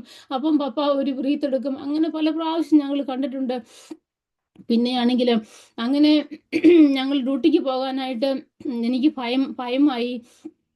അങ്ങനെ ഞാൻ രാത്രിയിൽ ഇങ്ങനെ കിടക്കുമ്പോൾ കോഫിനാണ് കാണുന്നത്, ഫ്യൂണറൽ, അങ്ങനെ പല പല കാര്യങ്ങൾ, ഭയം നമ്മളെ വേട്ടയാടാൻ തുടങ്ങി. അങ്ങനെ അച്ചാനാണെങ്കിൽ പലപ്പോഴും രാത്രിയിൽ ഉറക്കമില്ല, ഷോർട്ട് ബ്രീത്ത് കൊണ്ട് ഉറങ്ങാതിരിക്കും. അങ്ങനെ കുറച്ച് ഞങ്ങൾ കൂടെ ഇരുന്ന് പ്രാർത്ഥിച്ചിരിക്കുമ്പോൾ കുറച്ച് കഴിയുമ്പോൾ അച്ചാൻ അങ്ങനെ അങ്ങോട്ട് ഉറങ്ങിപ്പോവും. പക്ഷെ നമുക്ക് ഉറങ്ങാൻ പറ്റത്തില്ല. കാരണം ഞാൻ ഉറങ്ങിയാൽ അച്ചാൻ എൻ്റെ കൂടെ മരിച്ചു കിടക്കുമോ എന്നുള്ള ഭയമാണ്. പിന്നെ എനിക്ക് രാവിലെ ഡ്യൂട്ടിക്ക് പോകണം, വയ്യായ്മയുണ്ട് ജീവിതത്തിൽ. അങ്ങനെ എല്ലാം കൊണ്ടും ഭയങ്കര ബുദ്ധിമുട്ടിലും പ്രയാസത്തിലും കടന്നു പോകുന്ന അവസ്ഥ. ഡ്യൂട്ടി കഴിഞ്ഞ് വരുമ്പോഴേ എനിക്ക് ഭയങ്കര ഭയമാണ്. കതവ് തുറക്കുമ്പോഴേ അച്ചാൻ മരിച്ചാണോ കിടക്കുന്നതെന്നുള്ള ഭയം. ഞാൻ താഴെ നിന്ന് വിളിക്കും. അങ്ങനെ വിളി കേട്ടിട്ടാണ് ഞാൻ മേളിൽ കയറി വരുന്നത്. അങ്ങനത്തെ അവസ്ഥ. ചർച്ചിലേക്ക് പോകാൻ ദൈവമക്കളെ ആർത്തിയാ. കാരണം ഇങ്ങനെ പ്രാർത്ഥിച്ചുകൊണ്ടിരിക്കും, കർത്താവേ, നീ എന്നോട് ഇന്ന് സംസാരിക്കണമേ, നിന്റെ വചനത്തിലൂടെ നീ എന്നോട് ഇടപെടണമേ കർത്താവേ. കാരണം ഹൃദയം തകർന്നവർക്ക് യഹോവ സമീപസ്ഥൻ, മനസ്സ് തകർന്നവരെ അവൻ രക്ഷിക്കുന്നു. അങ്ങനെ നമ്മൾ ഹൃദയം തകർന്ന് ദൈവസന്നിധിയിലേക്ക് ചെല്ലുമ്പോൾ ദൈവം തീർച്ചയായിട്ടും വചനത്തിലൂടെ നമ്മളോട് ഇടപെടും, പാട്ടിലൂടെ നമ്മളോട് ഇടപെടും. കുഞ്ഞുങ്ങൾക്ക് സൺഡേ സ്കൂൾ എടുക്കുന്നുണ്ട്, അതിലൂടെ കർത്താവ് ഞങ്ങളോട് ഇടപെടും. അങ്ങനെ ആ ആഴ്ച ജീവിക്കാൻ ആവശ്യമാകുന്ന ദൈവകൃപ ആ വചനത്തിലൂടെ ദൈവം തന്ന് നമ്മളെ അയക്കും. അങ്ങനെയാണ് ഓരോ സമയത്തും ഞങ്ങൾ നടന്നു. അങ്ങനെ ഇരിക്കുമ്പം എനിക്ക് സാം 27:14 വേർഡ് അതൊരു അനുഗ്രഹമായി മാറി. ഞാൻ യഹോവയിൽ പ്രത്യാശ വയ്ക്കുക, ധൈര്യപ്പെട്ടിരിക്കുക, നിന്റെ ഹൃദയം ഉറച്ചിരിക്കട്ടെ, അത് യഹോവയിൽ പ്രത്യാശ വയ്ക്കുക. ഞാൻ എപ്പോഴും ഭയം എൻ്റെ ജീവിതത്തിലേക്ക് കടന്നു വരുമ്പം ഞാൻ എപ്പോഴും ഈ വചനം അങ്ങനെ തന്നെ എപ്പോഴും അങ്ങനെ ഒരു 3-4 പ്രാവശ്യം അങ്ങോട്ട് പറയും. അപ്പം നമുക്കൊരു പ്രത്യേക ധൈര്യവും ബലവും നമ്മുടെ മനസ്സിലേക്ക് വരും. അങ്ങനെ ഉറക്കമില്ലാത്ത രാത്രികളാണ് ആ സമയങ്ങളെല്ലാം. അത് കഴിഞ്ഞിട്ട് പിന്നെ അങ്ങനെ ഞങ്ങൾ അങ്ങനെ വിഷമിച്ചിരിക്കുമ്പോഴാണ് 2017 കടന്നു വന്നു. അച്ഛൻ തീരെ വയ്യാത്ത അവസ്ഥയിലേക്ക് കടന്നു വന്നു. പിന്നെ ഞങ്ങൾ ലോക്കൽ ഹോസ്പിറ്റലിൽ അഡ്മിറ്റായി. അവിടെ ചെന്നപ്പോൾ അച്ഛൻ്റെ അവസ്ഥ അവർ പറഞ്ഞു, വളരെ മോശമാണ് ജോയി നിൻ്റെ അവസ്ഥ. നിൻ്റെ ബ്ലഡ് പ്രഷർ, നിനക്ക് 60-62 ബ്ലഡ് പ്രഷറാണ് ഉള്ളത്. നീ 15 ലിറ്റേഴ്സ് ഓഫ് ഫ്ലൂയിഡ് കൊണ്ട് നിൻ്റെ ശരീരം നിറഞ്ഞിരിക്കുവാണ്. അതുകൊണ്ട് നിനക്ക് കാർഡിയക് മെഡിക്കേഷൻസ് ഒന്നും തരാൻ പറ്റത്തില്ല. കാർഡിയക് മെഡിക്കേഷൻ നീ ഞങ്ങൾ തന്നാലും നീ വീണ്ടും കൊളാപ്സ് ആയി പോകും. അത് വീണ്ടും ബ്ലഡ് പ്രഷർ താഴെ വരും, കുറച്ചും കൂടെ കുറഞ്ഞു പോകും. അങ്ങനെ ഒരു കാർഡിയക് മെഡിക്കേഷൻസ് എല്ലാം സ്റ്റോപ്പ് ചെയ്തു. അച്ഛനൊരു സ്മോൾ എമൗണ്ട് ഓഫ് ഡയറൂട്ടിക്സ് മാത്രമായിട്ട് അവിടെ കിടത്തി പള്ളേറ്റീവ് കെയറിലേക്ക് ഇട്ടു. പള്ളേറ്റീവ് കെയറിൽ ഇട്ട് കഴിഞ്ഞപ്പോഴത്തേക്കും അച്ഛൻ അവിടെ കിടക്കാൻ ഇഷ്ടമില്ല. അല്ലാതെ തന്നെ അച്ഛന് ഹോസ്പിറ്റലിൽ പോകാൻ ഇഷ്ടമില്ലായിരുന്നു. കാരണം ഈ 6 മാസം ഇനി നീ ജീവിച്ചിരിക്കത്തുള്ളൂ എന്ന് പറഞ്ഞ് കഴിഞ്ഞിട്ട് പിന്നെയുള്ള അപ്പോയിൻമെൻറ്റ്സ് എല്ലാം നമുക്കിങ്ങനെ കൗണ്ട് ഡൗൺ ചെയ്യുന്നതായി മാറി. നമ്മളെപ്പോഴും ഒരു അപ്പോയിൻമെൻറ്റ് വരുമ്പോൾ എൻ്റെ ദൈവമേ ഈ പ്രാവശ്യം എന്തോ നമുക്ക് ക്യൂർ ആകും, അല്ലെങ്കിൽ നമ്മുടെ രോഗത്തിന് ഒരു ചികിത്സ ലഭിക്കും, അങ്ങനെ ആഗ്രഹിച്ചാണ് നമ്മൾ അപ്പോയിൻമെൻറ്റിന് പോകുന്നത്. അപ്പോൾ അവിടെ ചെല്ലുമ്പോൾ ഡോക്ടർ പറയുന്നത്, ഓ ജോയി നിനക്ക് ഇനി 3 മാസം കൂടെ ഉള്ളൂ, അടുത്ത മാസം ചെല്ലുമ്പോൾ എനിക്കിനി 2 മാസം കൊണ്ടുള്ളൂ. അങ്ങനെ കൗണ്ട് ഡൗൺ ചെയ്യുന്ന ഒരു അവസ്ഥയിലേക്ക് കടന്നു വന്നുകൊണ്ട് അച്ഛന് ഹോസ്പിറ്റലിൽ പോകാൻ ഇഷ്ടമില്ല. അങ്ങനെ ഞങ്ങൾ ഒത്തിരി നിർബന്ധിച്ചാണ് ഈ അവസ്ഥയിൽ ഞങ്ങൾ ആശുപത്രിയിൽ എത്തിച്ചത്. അപ്പോൾ അച്ഛനോട് അവരിങ്ങനെ അച്ഛനെ പള്ളേറ്റീവ് കെയറിലിട്ടു. അച്ഛൻ പറഞ്ഞു, ഞാൻ എൻ്റെ വീട്ടിൽ പോയി കിടന്ന് മരിച്ചോളാം, ഞാൻ എന്തിനാ ഹോസ്പിറ്റലിൽ കിടന്ന് മരിക്കുന്നത്. അങ്ങനെ ഞങ്ങൾ കൺസൾട്ടിനോട് സംസാരിച്ച് അച്ഛന് മരിക്കുന്നതിന് വേണ്ടിയിട്ട് വീട്ടിലേക്ക് കടന്നു പോകുന്നു ദൈവമക്കൾ. എന്നാൽ നിങ്ങൾക്കറിയാം, ഞങ്ങൾ കടന്നു പോകുന്ന അവസ്ഥ. ഞാനിവിടെ കടന്നു വന്നപ്പോൾ ഞങ്ങൾ ട്രാൻസ്പ്ലാന്റ് യൂണിറ്റ് വിളിച്ചു. അവരോട് ഞാൻ പറഞ്ഞു, ഇതാണ് അവസ്ഥ, ലോക്കൽ ഹോസ്പിറ്റലിൽ നിന്ന് അച്ഛനെ പള്ളേറ്റീവ് കെയറിലിട്ടു, അങ്ങനെ വീട്ടിൽ വന്ന് കിടക്കുക, നിങ്ങൾക്ക് എന്തെങ്കിലും ചെയ്യാൻ പറ്റുമോ എന്ന് വിളിച്ച് ചോദിച്ചപ്പോൾ അവർ പറഞ്ഞു അങ്ങോട്ട് അപ്പോയിൻമെൻറ്റ് തന്ന് അങ്ങോട്ട് ചെല്ലാൻ പറഞ്ഞു. അങ്ങനെ ഞങ്ങൾ അവിടെ ചെന്ന് അവരവിടെ 3 ദിവസം ഇൻവെസ്റ്റിഗേഷനും കാര്യങ്ങളെല്ലാം ചെയ്തു. അപ്പോൾ അത് കഴിഞ്ഞപ്പോൾ അവർ MDT മീറ്റിംഗ് കൂടിയിട്ട് അവർ പറഞ്ഞു, ജോയി നിൻ്റെ നമ്പേഴ്സ് എല്ലാം ഒത്തിരി ഡൗൺ ആ, കഴിഞ്ഞ കാലങ്ങളിലെ പോലെ അല്ല, നീ ഒത്തിരി പോളിയായി പോയി, അതുകൊണ്ട് ഞങ്ങൾക്ക് എന്ത് ചെയ്യാൻ പറ്റുമെന്ന് അറിയത്തില്ല. നിൻ്റെ ബ്ലഡ് പ്രഷർ ഇങ്ങനെ 60-62 നിൽക്കുന്നതുകൊണ്ട് ഒന്നും ചെയ്യാൻ പറ്റത്തില്ല. നീ ഇത്രയും 15 ലിറ്റേഴ്സ് ഓഫ് ഫ്ലൂയിഡ് നിൻ്റെ ശരീരത്തിൽ നിറഞ്ഞിരിക്കുക, നമുക്ക് ഇപ്പോൾ ഒരു ഡോണർ ഇല്ല. അതുകൊണ്ട് അവർ പറഞ്ഞ് ഞങ്ങൾ ഒരു മെഷീൻ വയ്ക്കാനായിട്ട് ട്രൈ ചെയ്യാം. സെയിം ലൈക്ക് അത് ഹാർട്ട് ട്രാൻസ്പ്ലാന്റേഷൻ ആണ്, പക്ഷേ എങ്കിൽ ലെഫ്റ്റ് വെൻട്രിക്കിൾ അസിസ്റ്റഡ് ഡിവൈസ് എന്ന് പറഞ്ഞൊരു മെഷീന് ഹാർട്ടിന് പകരം വെക്കാനായിട്ട്. പക്ഷേ അത് വെള്ളത്തിലേക്ക് കൊണ്ട് വെച്ച് കഴിഞ്ഞാൽ അച്ഛൻ സർവൈവ് ആകത്തില്ല, സർജറിയും സക്സസ്ഫുൾ ആകത്തില്ല. അതുകൊണ്ട് നിൻ്റെ ഫ്ലൂയിഡ് ഞങ്ങൾക്ക് ഡ്രെയിൻ ചെയ്യണം. പക്ഷേ എങ്കിൽ ഈ 62-60 ബ്ലഡ് പ്രഷറിൽ നിൻ്റെ ഫ്ലൂയിഡ് ഡ്രെയിൻ ചെയ്യാനായിട്ട് ഒട്ടും പറ്റത്തില്ല. അതുകൊണ്ട് എന്തുമാത്രം പ്രാവർത്തികമാകും നമുക്കറിയത്തില്ല. എന്താണേലും ജീവിതത്തിൽ സംഭവിക്കും, എന്തിനു വേണ്ടിയിട്ടും പ്രിപ്പയർ ചെയ്യണം അങ്ങനെ പറഞ്ഞു. അതുകൊണ്ട് ഞങ്ങൾ ട്രൈ ചെയ്യാം, പക്ഷേ എങ്കിൽ എന്തായി തീരുമെന്ന് ഞങ്ങൾക്ക് അറിയത്തില്ല. അങ്ങനത്തെ ഒരു സിറ്റുവേഷനിലേക്ക് വന്നു. ഞങ്ങൾ പറഞ്ഞു 2 ദിവസം ഞങ്ങൾക്ക് ഞങ്ങൾ വീട്ടിലൊന്ന് പോയി പറഞ്ഞു. അപ്പം കൊച്ചിൻ്റെ അഡ്മിഷൻ്റെ സമയമായി. ടിറ്റുനെ വീട്ടിലോട്ട് വന്നു. ടിറ്റിനോട് ഞങ്ങൾ അഡ്മിഷൻ, അപ്പം അവർ പറഞ്ഞായിരുന്നു 10 ദിവസം ഞങ്ങൾ എമർജൻസി ലിസ്റ്റിൽ ഇടാവുന്നതാണ് അന്ന് MDT മീറ്റിങ്ങിൽ പറഞ്ഞത്, പിന്നെ ഈ ഫ്ലൂയിഡ് ഡ്രെയിൻ ചെയ്യുന്നിടം വരെ. അങ്ങനെ പറഞ്ഞ് ഞങ്ങൾ വീട്ടിലേക്ക് വന്നു. അപ്പം കൊച്ചിനെ ടിറ്റുവിൻ്റെ കയ്യിൽ ഞങ്ങൾ അഡ്മിഷൻ്റെ കാര്യങ്ങളെല്ലാം ശരിയാക്കാനായിട്ട് അവൻ്റെ കുഞ്ഞിനെ കൊടുത്തു. അങ്ങനെ പിന്നെ ഞങ്ങൾ ഞായറാഴ്ച ചർച്ചിൽ പോയി സാക്ഷ്യം പറഞ്ഞു. സഭയായിട്ട് ഞങ്ങൾക്ക് വേണ്ടി ദൈവമക്കളെല്ലാം ഒരുപോലെ അനേകം പേര് ഉപവസിക്കുകയും ദൈവസന്നിധിയിൽ നിന്ന് മാറാതെ നിൽക്കുകയും ചെയ്തു. ഞങ്ങൾ തിങ്കളാഴ്ച ഞങ്ങൾ പോയി അഡ്മിറ്റായി. അവർ പെട്ടെന്ന് ചെന്നപ്പോഴേ ICU ചെന്ന് അഡ്മിറ്റ് ആയപ്പോഴേ അവർ ഞങ്ങൾക്ക് ഇഞ്ചക്ഷൻ എല്ലാം സ്റ്റാർട്ട് ചെയ്തു. കൺസൾട്ടൻറ്റ് വന്ന് കോർഡിനേറ്ററും കൂടി ഞങ്ങളോട് ഒന്ന് പറഞ്ഞു, ജോയി നിനക്ക് അടുത്ത ചൊവ്വാഴ്ചത്തേക്ക് നിനക്ക് തിയേറ്ററും ITU ബെഡും ഒക്കെ ബുക്ക് ചെയ്തിട്ടുണ്ടെന്ന്. അപ്പം ഞാൻ ചോദിച്ചു, സാറേ നീ എന്നെ അങ്ങനെ പറഞ്ഞത്, നീ പറഞ്ഞത് MDT മീറ്റിങ്ങിൽ അങ്ങനെയല്ലോ പറഞ്ഞത്, 10 ദിവസം ജോയിനെ എമർജൻസി ലിസ്റ്റ് ഇടും എന്നല്ലേ പറഞ്ഞത്, പക്ഷേ എന്താ അത് ചെയ്യാത്ത, MDT മീറ്റിങ്ങിലെ ഡിസിഷൻ എന്നാ നീ മാറ്റുന്നതെന്ന് ചോദിച്ചപ്പം പുള്ളി പറഞ്ഞു, ജോയിയുടെ കാര്യത്തിൽ 3 കാര്യമാണ്. ജോയി ഇവിടെ ഇംഗ്ലീഷുകാരാണ്, വൈറ്റ്സ് ആണ് ഇവിടുത്തെ ഡോണേഴ്സ്. പക്ഷേങ്കിൽ നിൻ്റെ DNA വൈറ്റ്സുമായിട്ട് ഇത് മാച്ച് ആകത്തില്ല. അത് കാരണം നീ 10 മാസമായിട്ട് ട്രാൻസ്പ്ലാന്റ് ലിസ്റ്റ് ഉണ്ടായിട്ട് നിനക്ക് അതുകൊണ്ടാണ് ഒരു കോൾസ് പോലും വരാതിരുന്നത്. നിൻ്റെ DNA ഇവിടുത്തെ വൈറ്റ്സിൻ്റെ DNAയുമായിട്ട് മാച്ച് ആകത്തില്ല. അതുകൊണ്ട് നിനക്കൊരു ഹാർട്ട് ട്രാൻസ്പ്ലാന്റേഷൻ എന്ന് പറയുന്നത് സാധ്യമല്ല. 0% ചാൻസാണ് നിനക്ക്. രണ്ടാമത്തെന്ന് പറഞ്ഞാൽ നിൻ്റെ ബ്ലഡ് ഗ്രൂപ്പ് A നെഗറ്റീവാണ്. നിനക്കൊരു ഹാർട്ട് കിട്ടിയാലും ആ ഹാർട്ട് A നെഗറ്റീവ് ആയിരിക്കണമെന്നില്ല. മൂന്നാമത്തെന്ന് പറയുന്നത് നിന്നെ 10 ദിവസം എമർജൻസി ലിസ്റ്റിൽ ഇടണമെങ്കിൽ നീ ഇനി 10 ദിവസം പോലും ജീവിക്കത്തില്ല, കാരണം നിൻ്റെ ഹാർട്ട് <10% വർക്ക് ചെയ്യുന്നുള്ളെന്ന് പറഞ്ഞു. ദൈവമക്കളെ ഇങ്ങനെ കേട്ടപ്പോഴത്തേക്കും ഞങ്ങൾ ഭയങ്കരമായിട്ട് അവിടെ ഒന്ന് കരഞ്ഞു. ഞാനിങ്ങനെ ഭൂമി പളർന്ന് താഴേക്ക് ഇറങ്ങി പോകുന്ന പോലത്തെ അവസ്ഥ ജീവിതത്തിൽ. പലപ്പോഴും ഇങ്ങനെ ഞങ്ങൾക്കറിയാം ഞങ്ങൾക്ക് എന്താവും ഞങ്ങളുടെ മുമ്പിലുണ്ട്, പക്ഷേ എന്നാലും നമുക്കത് അക്സെപ്റ്റ് ചെയ്തിട്ടല്ല നമ്മൾ ഒരിക്കലും ജീവിക്കുന്നത്. എന്നാലും ഞാൻ പെട്ടെന്ന് ഇങ്ങനെ കരഞ്ഞുകൊണ്ട് ഞാൻ പറഞ്ഞു, സാറേ എനിക്കറിയത്തില്ല നീ ഒരു ക്രിസ്ത്യാനിയാണോ ഇല്ലയോ എന്ന്. ഞങ്ങൾ ക്രിസ്ത്യാനികളാണ്, ഞങ്ങൾ യേശുവിലാണ് വിശ്വസിക്കുന്നത്. നീ നീ പറഞ്ഞായിരുന്നു ഒരു 10 ദിവസം എമർജൻസി ലിസ്റ്റിൽ ഇടാവുന്ന. പക്ഷേങ്കിൽ ആ 10 ദിവസം ഞങ്ങൾക്ക് ഒത്തിരി ഇമ്പോർട്ടൻ്റ് ആണ്. ഞങ്ങൾ വിശ്വസിക്കുന്നു. അച്ചാന് 4.5 വർഷം മുമ്പ് ദൈവം എഴുതി കൊടുത്തിട്ടുണ്ട് പൂർണ്ണമായിട്ടുള്ള വിടുതൽ ലഭിക്കുന്നു. പക്ഷേങ്കിൽ looking at him there is no hope. പക്ഷേ എവരിഡേ താഴോട്ട് വരുക. എന്നാലും ഞങ്ങളുടെ ഹോപ്പ് എന്ന് പറയുന്നത് ഞങ്ങൾക്ക് യേശുവിലാണ് ഞങ്ങളുടെ ഹോപ്പ് ഇരിക്കുന്നത്. അതുകൊണ്ട് ഈ 10 ദിവസത്തിൽ ദൈവം ഒരു മിറാക്കിൾ ഞങ്ങളുടെ ജീവിതത്തിൽ ചെയ്യുമെന്നാണ് ഞങ്ങൾ വിശ്വസിക്കുന്നതെന്ന് പറഞ്ഞ് ഞങ്ങൾ രണ്ടുപേരും അങ്ങനെ കരഞ്ഞു. മത്തായിയുടെ സുവിശേഷത്തിൽ 10-ാം അധ്യായത്തിൽ പറയുന്നുണ്ട്, മനുഷ്യരുടെ മുമ്പിൽ എന്നെ ഏറ്റു പറയുന്ന ഏതൊരുവിനെയും സ്വർഗസ്ഥനായ എൻ്റെ പിതാവിൻ്റെ മുമ്പിൽ ഞാനും ഏറ്റു പറയും. അന്ന് ആ വാക്യം അവിടെ പ്രാവർത്തികമായി ദൈവമക്കളെ. അങ്ങനെ അങ്ങനെ പിറ്റേ ദിവസം ഡോക്ടർ റൗണ്ട്സിന് വന്നപ്പം അച്ഛൻ 6.5 ലിറ്റർ ഫ്ലൂയിഡ് ഡ്രെയിനായി യൂറിൻ പോയി. പക്ഷേങ്കിൽ ആ ഡോക്ടർ അത് എന്ത് ചെയ്താൽ വിശ്വസിക്കത്തില്ല. കാരണം അപ്പോഴും കാർഡിയക് മോണിറ്ററിൽ അച്ഛന് 60-62 ബ്ലഡ് പ്രഷറാണ് ഉള്ളത്. അപ്പം പറഞ്ഞു നേഴ്സസ് ഇത് ശരിക്കും മെഷർ ചെയ്ത് കാണത്തില്ല. അപ്പം ഞാൻ പറഞ്ഞില്ല സാറേ, ഞാനത് കൊടുക്കുന്നുണ്ട്, അവർ കറക്റ്റായിട്ട് മെഷർ ചെയ്യുന്നുണ്ട്. പക്ഷേ പുള്ളിക്ക് അത് വിശ്വസിക്കാൻ പറ്റില്ല. കാരണം 6 ലിറ്റർ ഫ്ലൂയിഡ് ചെയ്യുന്ന ഒരാൾക്ക് 62 ബ്ലഡ് പ്രഷർ അവർ ജീവിക്കത്തില്ല. അപ്പോൾ അതാണ് പുള്ളിയുടെ കണക്കൂടൽ. അത് കഴിഞ്ഞ് വീണ്ടും ഓക്കെ എന്ന് പറഞ്ഞ് പുള്ളി പോയി. 2-ാമത്തെ ദിവസം വീണ്ടും പുള്ളി വന്നു. അപ്പോൾ വീണ്ടും 6 ലിറ്റർ ഫ്ലൂയിഡ് വീണ്ടും ഡ്രെയിനായി. അപ്പോൾ അച്ചാനെ കാണുമ്പോൾ അച്ചാൻ്റെ മുഖത്തൊക്കെ ഒരു കളർ വ്യത്യാസം, അച്ചാൻ നന്നായിട്ട് സംസാരിക്കാൻ പറ്റും, ഒത്തിരി മാറ്റങ്ങളുണ്ട്. അപ്പം പുള്ളി പറഞ്ഞു അന്നേരം പുള്ളി പറയാം ദിസ് ഈസ് അമേസിങ് എന്ന്. അങ്ങനെ പറഞ്ഞു ഓക്കെ നമുക്ക് ഈ ഇഞ്ചക്ഷൻ എല്ലാം നിർത്താം, ഇനി ഇഞ്ചക്ഷൻ വേണ്ട. ജോയിക്ക് 12 ലിറ്റർ ഫ്ലൂയിഡ് ഓൾറെഡി ഡ്രെയിൻ ആയി, അതുകൊണ്ട് നമുക്ക് ഇനിയിപ്പോൾ മെഷീൻ വെക്കാം. ഓക്കെ, ഞാനാണെങ്കിൽ പോയി ITUവിലെ ബെഡും ഇത് തിയേറ്ററും പോയി ചോദിക്കട്ടെന്ന് പറഞ്ഞ് അങ്ങനെ പുള്ളി ഞങ്ങളുടെ അടുത്ത് നിന്ന് പോവുക. അങ്ങനെ പോകുമ്പോൾ ദൈവമക്കളെ, ദൈവം ഞങ്ങൾക്ക് 4.5 വർഷം മുമ്പ് ഞങ്ങളോട് വാഗ്ദത്തം ചെയ്തതാണ്, എൻ്റെ വിചാരങ്ങളല്ല നിങ്ങളുടെ വിചാരങ്ങൾ, എൻ്റെ വഴികൾ നിൻ്റെ വഴികളുമല്ല. ആകാശം ഭൂമിക്ക് മേലെ ഉയർന്നിരിക്കുന്ന പോലെ എൻ്റെ വഴികൾ നിങ്ങളുടെ വഴികളിലും എൻ്റെ വിചാരങ്ങൾ നിങ്ങളുടെ വിചാരങ്ങളിൽ ഉയർന്നിരിക്കുന്ന ദൈവത്തിൻ്റെ വചനം നമ്മളോട് പറയുന്നു. അങ്ങനെ ആ ഡോക്ടർ അന്ന് കടന്നുപോയി. പക്ഷേങ്കിൽ അന്ന് രാത്രിയിൽ 2 മണിക്ക് നമുക്കൊരു ഗുഡ് ന്യൂസ് വന്നു. അന്ന് നേഴ്സസ് വന്ന് അച്ചായനോട് പറഞ്ഞു, ജോയി നിനക്ക് നാളെ ഒരു മെഷീൻ അല്ല വയ്ക്കാൻ പോകുന്നത്, നിനക്ക് റിയലായിട്ട് ഒരു ഹാർട്ട് കിട്ടാൻ പോകുന്നതെന്ന്. ദൈവമക്കളെ, ഞങ്ങളുടെ ജീവിതത്തിലുണ്ടായ സന്തോഷം ഞങ്ങൾക്ക് പോലും വിശ്വസിക്കാൻ പറ്റത്തില്ലായിരുന്നു. ഭയങ്കര അത്ഭുതമാണ്. ഞങ്ങൾ പാസ്റ്ററെ വിളിച്ച് പറഞ്ഞു, പിള്ളേരെ വിളിച്ച് പറഞ്ഞു, ഇങ്ങനെ പറഞ്ഞിട്ടുണ്ട്. എന്നാൽ 8 മണിയായി. കോർഡിനേറ്റേഴ്സും മറ്റുള്ള ഡോക്ടേഴ്സ് എല്ലാം വന്ന് അച്ചാനെ കാണുന്നുണ്ട്. അച്ചാനെ നിൽബൈ മൗത്ത് വെക്കുന്നു.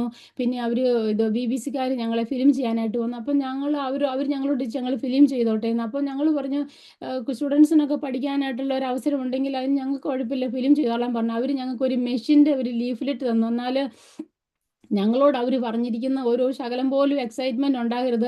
കാരണം പലപ്പോഴും ഇങ്ങനെ സംഭവിക്കാറുണ്ട്, തിയേറ്ററിൽ കയറ്റിയിട്ട് പോലും ഇറക്കിക്കൊണ്ട് വരാറുണ്ട്. ജോയിയുടെ കാര്യത്തിലും അങ്ങനത്തെ അവസ്ഥയാണ്. അത് കാരണം നിങ്ങൾ എക്സൈറ്റ്മെൻറ്റ് ആകരുതെന്ന് ഞങ്ങളോട് പറഞ്ഞിട്ടുണ്ട്. അതുകൊണ്ട് നമുക്ക് എന്താ ഇനി മുമ്പോട്ട് കഴിയുന്നതെന്നുള്ള ആ ഒരു ഭയങ്കര മാനസിക അവസ്ഥയിലൂടെയാണ് നമ്മൾ കടന്നു പോകുന്നത്. അപ്പോൾ അവർ ഞങ്ങളോട് പറഞ്ഞു നിങ്ങൾ എന്തിനു വേണ്ടിയിട്ടും പ്രിപ്പയർ ചെയ്തോണം എന്നുള്ള പറഞ്ഞിരിക്കുന്നതുകൊണ്ട് ആ മാനസിക സംഘർഷത്തിൽ ഞാൻ ഈ ലീഫ്ലെറ്റ് വായിക്കുകയൊന്നും ചെയ്തില്ല. അത് പെട്ടെന്ന് ബാഗിലേക്ക് ഇട്ടു. അങ്ങനെ ഞങ്ങൾ അത് ഉച്ചയ്ക്ക് 12 മണിയായി, വൈകുന്നേരം 4 മണിയായി. അവരിങ്ങനെ ഒത്തിരി ഡോക്ടേഴ്സ്, കോർഡിനേറ്റേഴ്സ്, അനസ്തെറ്റിസ്റ്റ്, സർജൻസ് അവരെല്ലാം വന്ന് ഞങ്ങളെ കാണുന്നുണ്ട്. അപ്പോഴെല്ലാം ഈ BBC-കാർ വന്ന് ഞങ്ങളോട് ഫിലിം എടുക്കും, സംസാരിക്കും, അങ്ങനെയൊക്കെ പോകുന്നുണ്ട്. രാത്രി 9 മണിയായിട്ടും ഒന്നുമില്ല. അപ്പോഴത്തേക്കും നമ്മൾ ഓർത്ത് ദൈവമേ ഇതന്നെ. അപ്പോൾ അവർ വന്നേച്ച് പറഞ്ഞു നിങ്ങൾ ഓർക്കും ഒന്നും സംഭവിക്കുന്നില്ല, പക്ഷേ എങ്കിൽ ബിഹൈൻഡ് ദ കർട്ടൻ ഒരുപാട് കാര്യങ്ങളാണ് നടക്കുന്നത്. ഇത് ഇത് ജോയിയുടെ ഹാർട്ട്, ഇപ്പം ജോയിക്കുള്ള ഹാർട്ട് കിട്ടിയിട്ടുണ്ട്, മെഷീനിൽ ഇട്ടിട്ടുണ്ട്, ഹാർട്ട് നന്നായിട്ട് വർക്ക് ചെയ്യുന്നുണ്ട്. ഇപ്പോഴത്തെ പ്രശ്നം അവിടെ ഫ്ലഡാണ്. അവർ പോയ ആംബുലൻസിൽ അവർക്ക് തിരിച്ചു വരാൻ പറ്റത്തില്ല, അതുകൊണ്ട് എയർ ആംബുലൻസിന് വേണ്ടിയിട്ട് വെയിറ്റ് ചെയ്യാമെന്ന് പറഞ്ഞു. അങ്ങനെ അവർ ഹാർട്ട് വരുന്ന ഞങ്ങൾ അങ്ങനെ വെയിറ്റ് ചെയ്യുമ്പോൾ രാത്രി 1 മണിയായി. 1 മണിയായപ്പോൾ അച്ചാന് പെട്ടെന്ന് കാലിൽ ഭയങ്കര ക്രാംസ് ആയിട്ട് എണീറ്റ് നിന്നപ്പോഴത്തേക്ക് ഞാൻ നേഴ്സിനെ വിളിച്ചോട്ട് വന്നപ്പോൾ അവൾ പറഞ്ഞു ഇഞ്ചക്ഷൻ കൊടുക്കാൻ. അപ്പം പപ്പ പറഞ്ഞു ഇല്ല, ഇഞ്ചക്ഷൻ വേണ്ട, എൻ്റെ കാല് ഞാൻ തിരുമിയാൽ മതി എന്ന് പറഞ്ഞു. അങ്ങനെ അച്ചാൻ എണീറ്റ് നിൽക്കുമ്പോൾ ഞാൻ നിലത്തുനിന്ന് കാല് തിരുമോ. അച്ചാൻ അവിടെ വന്നപ്പോഴത്തേക്കും അങ്ങനെ കാർഡിയാക് അറസ്റ്റായിട്ട് അങ്ങനെ വീണു. ദൈവമക്കളെ, ആ കാർഡിയാക് അറസ്റ്റായിട്ട് അങ്ങനെ വീഴുമ്പോഴത്തേക്കും ജീവിതത്തിലെല്ലാം നഷ്ടപ്പെടും. നിങ്ങൾക്കറിയാം, ഉള്ളം കൈ കൊണ്ട് നടക്കുന്ന പോലെ അതേവരെ കണ്ടെന്ന് ആ നിശ്ചലമായ ശരീരത്തിലേക്ക് നോക്കി ഞാൻ അലറി വിളിക്കുന്നുണ്ട്. ഞാൻ ഒത്തിരി നേരം കുലുക്കി വിളിച്ചു. അങ്ങനെ ഞാൻ അവിടെ നിന്ന് എനിക്കാണെങ്കിൽ എൻ്റെ ബ്രെയിനെല്ലാം ബ്ലാങ്ക് ആയിട്ടുണ്ടല്ലോ. എനിക്കാണെങ്കിൽ ഞാൻ ബൂസ്റ്റർ അടിച്ചത് കാർഡിയാക്കെല്ലാം അടിക്കുന്നതിന് പകരം എൻ്റെ ഹോസ്പിറ്റലിലെ സെയിം ഫെസിലിറ്റീസ് അവിടെയുള്ളത്, പക്ഷേ അതുപോലും ഞാൻ മറന്നുപോയി. എൻ്റെ ബ്രെയിനെല്ലാം ബ്ലാങ്ക് ആയിട്ട്. അങ്ങനെ ഞാൻ അവിടെ നിന്ന് ഒച്ചത്തിൽ വിളിക്കുകയോ ചെയ്തു എൻ്റെ സിസ്റ്ററിനെ. ഞാൻ ഡോണാ കം ക്വിക്ക് എന്ന് വിളിച്ചു. അപ്പോഴത്തേക്കും 8 നേഴ്സുമാർ ഓടി വന്നു, ഡോക്ടറും എല്ലാം കൂടെ. അവർ വന്ന് അച്ചാനെ അവർ കുലുക്കി വിളിക്കുകയും ട്വിസ്റ്റ് ചെയ്യുകയും എല്ലാം ചെയ്തിട്ടൊന്നുമില്ല. അപ്പോൾ അവർ കാർഡിയാക് കംപ്രഷൻ കൊടുക്കാനായിട്ട് നോക്കുമ്പോഴത്തേക്കും അച്ചാൻ ഒരു ബ്രീത്ത് എടുത്തു. അപ്പോൾ അവർ പറഞ്ഞു സ്റ്റോപ്പ് സ്റ്റോപ്പ്. അപ്പോൾ ആ ഡോക്ടർ വന്നിച്ച് പറഞ്ഞു, ഈ കാർഡിയാക് അറസ്റ്റ് വന്നവൻ ഇനി നമ്മളെങ്ങനെയാ ഇത് തിയേറ്ററിൽ വിടുന്നത്? പക്ഷേ എങ്കിൽ ബ്ലെസ് ഹിം, അവന് 4.5 വർഷമായിട്ട് വെയിറ്റ് ചെയ്യും. നമ്മൾ ഈ കാർഡിയാക് അറസ്റ്റ് നമ്മൾ ഇൻവെസ്റ്റിഗേഷൻ ചെയ്യാൻ പോയാൽ he will never get in to theatre. അതുകൊണ്ട് ഒരിക്കലും അവനൊരു ഹാർട്ട് ട്രാൻസ്പ്ലാന്റേഷൻ നടക്കത്തില്ല. അവൻ്റെ ഹാർട്ട് ഓൺ ദി വെയിലാണ്. അതുകൊണ്ട് നമുക്കെല്ലാവർക്കും ഇതൊരു വാസ്തവികൽ എപ്പിസോഡാണെന്ന് ചിന്തിക്കാം. അങ്ങനെ എല്ലാവരും എഗ്രി ചെയ്യുന്നെന്ന് പറഞ്ഞു. അവരെല്ലാവരും അതിന് എഗ്രി ചെയ്തു. എനിക്ക് ഇന്നും അത് മനസ്സിലാകത്തില്ല ദൈവമക്കളെ. എന്നാൽ ദൈവം പ്രവർത്തിക്കുമ്പം ആർക്കും അതിനൊരു എതിര് നിൽക്കാനായിട്ട് പറ്റത്തില്ല. അതാണ് ദൈവത്തിന്റെ പ്രവൃത്തി എന്ന് പറയുന്നത്. അങ്ങനെ 1 മണിയായപ്പോൾ ഹാർട്ട് വന്നു. അച്ചാനെ പെട്ടെന്ന് തിയേറ്ററിൽ കൊണ്ടുപോയി. ഞങ്ങൾ പിന്നെ അവർ പിറ്റേ ദിവസം 12 മണിക്കൂർ ഞങ്ങൾ പുറത്ത് വെയിറ്റ് ചെയ്യുക. അച്ചാനെ കാണുന്നില്ല. അവിടെ വിളിച്ച് ചോദിച്ചപ്പോൾ അവർ പറഞ്ഞു ജോയിനെ കൊണ്ടുവന്നിട്ടുണ്ട്, പക്ഷേ എങ്കിൽ കാണിക്കാൻ പറ്റുമോ എന്ന് അറിയത്തില്ല. അങ്ങനെ പക്ഷെ അവരെന്നെ കാണിക്കാനായിട്ട് അകത്ത് കയറ്റിയപ്പം ദൈവമക്കളെ അച്ചാനെ കൊണ്ടുവന്നിട്ട് 2 മണിക്കൂറായി. പക്ഷെ അവരെന്നെ കാണിക്കാൻ പറ്റാത്ത അവസ്ഥ. അച്ചാന് ഭയങ്കരമായിട്ട് സിവിയറായിട്ട് ബ്ലീഡ് ചെയ്യുവാണ്. ഞാൻ അകത്ത് ചെല്ലുമ്പോൾ എന്നോട് പറഞ്ഞു 9ാമത്തെ യൂണിറ്റ് ബ്ലഡാണ് പോകുന്നത്. ഞങ്ങൾ ബ്ലഡ് പുഷ് ചെയ്യുന്ന പോലെ തിരിച്ച് ട്രെയിനിൽ കൂടെ വരിക. എന്തുകൊണ്ട് അങ്ങനെ സംഭവിക്കാൻ നടത്തി? ഞങ്ങൾ തിരിച്ച് തിയേറ്ററിലേക്ക് വീണ്ടും റീഓപ്പൺ ചെയ്യാൻ എടുക്കുവാന്ന്. അപ്പം നിനക്ക് വേണമെങ്കിൽ ഞങ്ങളുടെ കൂടെ ഇരിക്കാമെന്ന് പറഞ്ഞു. ഒരു 3 സർജൻ, ഒരു അനസ്തറ്റിസ്റ്റ്, 3 നേഴ്സുമാർ, അവരെല്ലാം നിന്ന് കണ്ടിന്യൂസ് അച്ചാൻ്റെ കൂടെ ഇങ്ങനെ ചെയ്യുക. അച്ചാനെ കാണുമ്പോൾ ഒരു കോഫിനകത്ത് കിടക്കുന്ന പോലെ നിറച്ച് മെഷീൻസും കാര്യങ്ങളും. എനിക്ക് അവിടെ നിൽക്കാൻ പറ്റില്ല മക്കളെ. ഞാൻ പുറത്തിറങ്ങി പിള്ളേരും ഞങ്ങളുമായിട്ടിരുന്ന് ഞങ്ങൾ അവിടെ ഇരുന്ന് ശക്തമായിട്ട് ഞങ്ങൾ ആ ക്വയറ്റ് റൂമിലിരുന്ന് പ്രാർത്ഥിച്ചുകൊണ്ടിരുന്നു. അപ്പോൾ അവർ ഡോക്ടർമാർ വീണ്ടും വന്ന് പറഞ്ഞു, ജോയിയുടെ മെഡിക്കൽ കണ്ടീഷൻ വളരെ പോളിയാണ്, HB 4 ഞങ്ങൾക്ക് ഇനി വെയിറ്റ് ചെയ്യാം, ഞങ്ങൾ ഇവിടെ തന്നെ ഇട്ട് റീഓപ്പൺ ചെയ്യുക, ITU ഇട്ട്. അതുകൊണ്ട് സെപ്സിസ് ചാൻസ് വളരെ ഹൈ ആയിരിക്കും. ഞങ്ങൾക്കപ്പോൾ ഒന്നും പറയാനില്ല. ഞങ്ങൾക്കെല്ലാം ദൈവകാര്യങ്ങൾ ഏൽപ്പിച്ച് ഞങ്ങൾ പ്രാർത്ഥിച്ചുകൊണ്ടിരുന്നു. അവർ വീണ്ടും 4 മണിക്കൂർ വന്നിച്ച് പറഞ്ഞു, ഞങ്ങൾക്ക് ഇനിയും ബ്ലീഡറെ കണ്ടുപിടിക്കാൻ പറ്റില്ല, ഞങ്ങൾ വീണ്ടും ക്ലോസ് ചെയ്യാൻ പോവുക. എന്നിട്ട് നാളെ ഇനി മെയിൻ തിയേറ്ററിലിട്ട് ബൈപ്പാസ് മെഷീനിൽ ഇട്ടിട്ട് നോക്കണം എവിടുന്നാണ് ബ്ലീഡിങ് എന്ന്. ദൈവമക്കളെ, അന്ന് ഞങ്ങൾ ആ രാത്രി മുഴുവൻ ഞങ്ങൾ തീച്ചൂളയുടെ അവസ്ഥയിലായിരുന്നു. അന്നാണ് ഞാൻ ഈ ബൈബിളിൽ എഴുതിയിരിക്കുന്ന തീച്ചൂളയുടെ ആഘാതം ജീവിതത്തിൽ അനുഭവിച്ചത്. അന്ന് ഞങ്ങൾ ആ രാത്രി മുഴുവൻ ലോകത്തിലെ എന്തോരം സഭകളുണ്ട്, ഒരുപാട് സ്ഥലങ്ങളിലേക്കെല്ലാം വിളിച്ചു പറഞ്ഞു. ഞങ്ങളുടെ സഭ മുഴുവനും ശ്രദ്ധയേറി രാത്രി രാപകൽ അനേക ദൈവമക്കൾ ലോകത്തിൻ്റെ വിവിധ ഭാഗങ്ങളിൽ നിന്ന് ദൈവത്തോട് പ്രാർത്ഥിച്ചുകൊണ്ടിരുന്നു. ഞാൻ പ്രാർത്ഥിച്ചു, ദൈവമേ നിന്റെ ആണിപ്പാടുള്ള ആ കരം ആ ചങ്ക വെച്ച് ആ ബ്ലീഡിങ് നിർത്തണമെന്ന്. അങ്ങനെ പിറ്റേഴ്സും അച്ചാനെ വീണ്ടും 3ാമത്തെ പ്രാവശ്യം റീഓപ്പൺ ചെയ്യാനായിട്ട് അവിടെ എടുത്ത് റീഓപ്പൺ ചെയ്ത് കഴിഞ്ഞപ്പോഴത്തേക്ക് ആ ബ്ലീഡിങ്ങേ ഇല്ല. ദൈവമക്കളെ, ദൈവത്തിൻ്റെ മഹാ അത്ഭുത പ്രവൃത്തികൾ എത്ര പ്രാവശ്യമാണ് ഞങ്ങളുടെ ജീവിതത്തിൽ ഞങ്ങൾ അനുഭവിച്ചേ. ആ കോർഡിനേറ്റർ ഓടി വന്ന് എന്നെ കെട്ടിപ്പിടിച്ച് പറഞ്ഞു, Lizzy, I need to share your God എന്ന്. കാരണം ഞാൻ ആ ദൈവത്തെ അങ്ങനെ അവരുടെ മുമ്പിൽ വിളിച്ചു പറഞ്ഞത്, നിങ്ങൾ ദൈവമക്കളാണോ ഇല്ലെന്ന് എനിക്കറിയത്തില്ല. പക്ഷേ എങ്കിൽ അങ്ങനെ അച്ചാൻ ആ ഹോസ്പിറ്റൽ ഒരു ഹിസ്റ്ററിയുടെ ഭാഗമായിട്ട് മാറി. അങ്ങനെ അവർ 31 ദിവസം പിന്നെ പക്ഷേ വീണ്ടും ഓരോരോ പ്രശ്നങ്ങളുണ്ടായിരുന്നു. അച്ചാന് യൂറിൻ ഇല്ലായിരുന്നു. അവർ എന്നേക്കും ലൈഫ് ലോങ് ആയിട്ട് ഡയാലിസിസ് ചെയ്യണമെന്ന് പറഞ്ഞു. എന്നാൽ ദൈവമക്കളെ, അതിൻ്റെ ഒന്നും ആവശ്യം വന്നില്ല. അതെല്ലാം ദൈവം തക്ക സമയത്ത് പ്രവർത്തിച്ചു. ഞങ്ങൾ 3 മാസം ഞങ്ങൾ ഹോസ്പിറ്റലിൽ കിടക്കണമെന്നായിരുന്നു പറഞ്ഞിരുന്നത്. എന്നാൽ ഞങ്ങൾ 31ാമത്തെ ദിവസം ഡിസ്ചാർജായി ഞങ്ങൾ ഭവനത്തിൽ കടന്നു വന്നു. ദൈവത്തിൻ്റെ മഹാ അത്ഭുത പ്രവർത്തിക്കായിട്ട് ഞാൻ ദൈവത്തെ സ്തുതിക്കുകയാണ്, സ്തോത്രം ചെയ്യാണ്. ഞങ്ങൾ അവിടുന്ന് ഒരു കെട്ട് മെഡിസിനും പിടിച്ച് ഞാൻ അച്ചാൻ്റെ കൈ പിടിച്ച് ഞാൻ ആ ഹോസ്പിറ്റലിൻ്റെ മുറ്റത്തേക്ക് ഇറങ്ങിയപ്പോൾ ഞാൻ അവിടെ ഇരുന്ന് കരഞ്ഞ് ദൈവത്തോട് പ്രാർത്ഥിച്ചു. ദൈവം, ഇത് ഇന്ത്യയിലായിരുന്നെങ്കിൽ ഞാൻ എത്ര കോടിക്കണക്കിന് ഞങ്ങൾക്ക് ഉണ്ടായിരുന്നാലും ഇല്ലല്ലോ, നമ്മൾ എവിടെയെല്ലാം ഓടണമായിരുന്നു. ആ സമയത്ത് നമ്മൾ എന്തെല്ലാം കഷ്ടങ്ങൾ, എവിടെയെല്ലാം പയണത്തിന് വേണ്ടി നമ്മൾ പോകണം, ചോദിക്കണം, എത്ര പേരുടെ കാൽ പിടിക്കണം. എന്നാലും ദൈവം ഞങ്ങൾ ഈ ദേശത്തെ കൊണ്ടുവന്ന് ഈ ദേശത്തിന് നന്മയെല്ലാം തന്ന് ദൈവം ഞങ്ങളെ അനുഗ്രഹിച്ച് ദൈവത്തിന് വളരെ നന്ദി നിറഞ്ഞ ഹൃദയത്തോട് സ്തുതിച്ച്. ദൈവമക്കളെ, ആ മെഷീനെ കുറിച്ച് തന്നെ ഒരു വാക്ക് പറയട്ടെ. ആ ഹോസ്പിറ്റൽ ആ വർഷം 2017 50ാമത്തെ ഹാർട്ട് ട്രാൻസ്പ്ലാന്റേഷൻ്റെ ആനിവേഴ്സറി ആഘോഷിക്കുമായിരുന്നു. അന്ന് വരെ അവർക്ക് 4 മണിക്കൂറിലുള്ള ഐസിങ് സിസ്റ്റം ആയിരുന്നു അവർ ഉപയോഗിച്ചുകൊണ്ടിരുന്നത്. എന്നാൽ ആ വർഷം ആ ലോക്കൽ ചാരിറ്റി 5 വർഷമായിട്ട് അച്ചായനോട് ദൈവം വാഗ്ദത്തം ചെയ്ത് അതിന് മുമ്പ് തന്നെ ആ ലോക്കൽ ചാരിറ്റിയോട്, റേവൻസിനോട്, അയലിയാവിന് വേണ്ടി കർത്താവ് സംസാരിച്ചതുപോലെ ആ ലോക്കൽ ചാരിറ്റിയോട് സംസാരിച്ചത്. അവർ 5 വർഷമായിട്ട് ചാരിറ്റി പൈസ റേസ് ചെയ്ത് കൊണ്ടുവരുന്ന 40,000 പൗണ്ട് കൊണ്ടുവന്ന് ആ ഹോസ്പിറ്റലിൽ കൊടുത്തു. ആ ഹോസ്പിറ്റലിൽ കൊടുത്തപ്പോൾ അവരന്നേരം തീരുമാനിച്ച് ഈ വർഷത്തെ ആനിവേഴ്സറിക്ക് നമുക്കൊരു ട്രാൻസ്മെഡിക്സ് എന്ന് പറഞ്ഞ ഒരു മെഷീൻ നമുക്ക് അമേരിക്കയിൽ നിന്ന് ഇമ്പോർട്ട് ചെയ്യണം. ആ മെഷീനും കൊണ്ട് പോയി വേറെ രാജ്യത്തൊക്കെ പോയി അവർക്ക് ഹാർട്ട് അതുപോലെയുള്ള മറ്റുള്ള ഓർഗൻസ് എല്ലാം കൊണ്ടുവരാൻ പറ്റും. ആ മെഷീനിൽ ഇട്ട് കഴിഞ്ഞാൽ എന്തെങ്കിലും ഡിഫക്റ്റ് ഉണ്ടോ എന്ന് മനസ്സിലാക്കാൻ പറ്റും, ബ്ലഡ് ചെക്ക് ചെയ്യാൻ പറ്റും. അങ്ങനെ അവർ ആ മെഷീൻ കൊണ്ടുവന്നു. ആ മെഷീൻ യൂസ് ചെയ്യുന്നത് അച്ചായനാണ്, ആദ്യത്തെ രോഗി. അതുകൊണ്ട് അവർ വേറെ സ്ഥലത്താണ് പോയി. ഞങ്ങൾ ഇംഗ്ലണ്ടിൽ നല്ല അച്ചായന് ഹാർട്ട് കിട്ടിയത് വേറെ സ്ഥലത്തു നിന്നാണ്. എന്നാൽ ദൈവത്തിൻ്റെ പ്രവൃത്തി ദൈവമക്കളെ, പരിശുദ്ധാത്മാവിൻ്റെ കോർഡിനേഷൻ എത്ര വലിയതാ. അവൻ വാഗ്ദത്തങ്ങൾ വിശ്വസ്തനാ, വാക്ക് മാറാത്തവനാ. ആച്ചാന് വേണ്ടിയിട്ട്, ഒരു വിദേശിക്ക് വേണ്ടിയിട്ട് അവർ വേറെ ഒരു സ്ഥലത്ത് പോയി ആ മിഷനുമായിട്ട് ആ ഹാർട്ട് കൊണ്ടുവന്ന് ഞങ്ങൾക്ക് വെച്ചു. ദൈവമക്കളെ, എന്നെ കേൾക്കുന്ന ദൈവമക്കളോട് എനിക്ക് ഒരു വാക്ക് പറയാനുള്ളത്. കാരണം എന്ന് വെച്ചാൽ, നമ്മൾ ജീവിതത്തിൽ നമുക്ക് പല പല പ്രയാസങ്ങളുടെയും കഷ്ടങ്ങളും കടന്നു പോകും. നിങ്ങൾ എന്നെ കേൾക്കുന്ന മക്കള് ഏത് പ്രയാസത്തിലാണ്, ബുദ്ധിമുട്ടിലാണ് എന്ന് എനിക്കറിയത്തില്ല. എന്നാൽ ഒന്ന് എനിക്ക് പറയാനുള്ളൂ, നമ്മൾ ഏത് വേദനകളുടെ നടുവിലായിരുന്നാലും, ഏത് അവസ്ഥയിലായിരുന്നാലും, ദൈവം നമുക്ക് വാഗ്ദത്തങ്ങൾ തന്നിട്ടുണ്ട്. ആ വാഗ്ദത്തങ്ങൾ എപ്പോഴും നമ്മൾ ക്ലെയിം ചെയ്ത് പ്രാർത്ഥിച്ചുകൊണ്ടിരിക്കണം. വചനമാണ് എപ്പോഴും നമ്മളെ പിടിച്ചു നിർത്തുന്നത്. യോഹന്നാന്റെ സുവിശേഷത്തിൽ പറഞ്ഞ, ആദിയിൽ വചനമുണ്ടായിരുന്നു, ആ വചനം ദൈവത്തോടു കൂടിയായിരുന്നു, ആ വചനം ദൈവമായിരുന്നു എന്ന്. അത് ദൈവം, ദൈവവചനം ആ ദൈവം. അതുകൊണ്ട് നമ്മൾ ആ വചനത്തിലാണ് നമ്മൾ എപ്പോഴും ആശ്രയിക്കേണ്ടത്. ദൈവം ഇങ്ങനെ യേശുക്രിസ്തു മാർത്തയോടും മറിയോടും പറഞ്ഞുകൊണ്ട്, വിശ്വസിച്ചാൽ നീ ദൈവത്തിന്റെ മഹത്വം കാണും. നമ്മൾ വിശ്വസിക്കണം. നമ്മളൊരു പൊട്ടനെ പോലെ, ഒരു പൊട്ടിയെ പോലെ ബ്ലൈൻഡായിട്ട് നമ്മൾ ദൈവത്തിൽ വിശ്വസിക്കണം. അങ്ങനെ നമ്മളാണെങ്കിൽ ഒരു കുഞ്ഞിനെ പോലെ നമ്മൾ ഭയങ്കര ബ്ലൈൻഡായിട്ട് നമ്മൾ ദൈവവചനത്തിൽ വിശ്വസിക്കണം. ദൈവം വാഗ്ദത്തം ചെയ്തിട്ട് നമ്മൾ ഇട്ടിട്ട് പോകുന്ന ദൈവമല്ല. നമ്മളെ ഒരിക്കലും പാതി വഴിയിട്ട് പോകത്തില്ല. ആ ദൈവം നമ്മളെ കരം പിടിച്ച് നടന്നവനാ. യഹോവ മാറാത്തവൻ, അവൻ വാഗ്ദത്തങ്ങൾ വിശ്വസൻ, വാക്ക് മാറാത്തവൻ. ആകാശവും ഭൂമിയും മാറിപ്പോയാലും അവനും അവൻ്റെ വചനങ്ങൾക്ക് ഒരു മാറ്റവുമില്ല. ദൈവമക്കളെ, എനിക്ക് ഇനി ഒത്തിരി സാക്ഷ്യങ്ങൾ പറയാനുണ്ട്. നല്ല സമയം മുന്നോട്ട് കടന്നുപോയി. 2020 എൻ്റെ വയറ്റിലൊരു മുഴ വന്നു. ആ മുഴ വന്ന് ഞാൻ വളരെയധികം ഭാരപ്പെട്ടിരുന്നാൽ ആ 3 മാസം കഴിഞ്ഞപ്പോൾ എനിക്ക് അതിൻ്റെ അപ്പോയിൻമെൻറ്റ് വന്നത് സ്കാൻ ചെയ്യാനായിട്ട്. ആ 3 മാസം ഞാൻ എൻ്റെ ദൈവവുമായിട്ട് ഞാൻ ഒരു ഒരു ഒരു ഉടമ്പടി ചെയ്ത് ഞാൻ അവിടെ തപ്പി നോക്കത്തില്ലായിരുന്നു. ഞാൻ അങ്ങനെ തപ്പി നോക്കാതെ, പക്ഷേ അത് ഞാൻ 3 മാസം കഴിഞ്ഞ് അത് സ്കാൻ ചെയ്യാൻ ചെന്നപ്പോൾ അവിടെ ഇല്ലത്. ദൈവത്തിൻ്റെ മഹാ അത്ഭുത പ്രവൃത്തികൾ എത്രയോ പ്രാവശ്യമാണ് ജീവിതത്തിൽ അനുഭവിച്ചെന്നറിയാവോ. ഒത്തിരി കാര്യങ്ങൾ ഇനിയും പറയാനുണ്ട്, സമയമില്ലാത്തതുകൊണ്ട് ഞാൻ അതിലേക്കെല്ലാം കടന്നു പോകുന്നില്ല. അതുകൊണ്ട് ഇത്രയും സമയം എനിക്ക് തന്ന ജോയ്സിനോടും അതിൻ്റെ ഭാരവാഹികളോടെല്ലാം ദൈവനാമത്തിൽ പ്രത്യേകം നന്ദി അറിയിച്ചുകൊണ്ട് ദൈവസന്നിധിയിൽ ഇരിക്കുന്നു.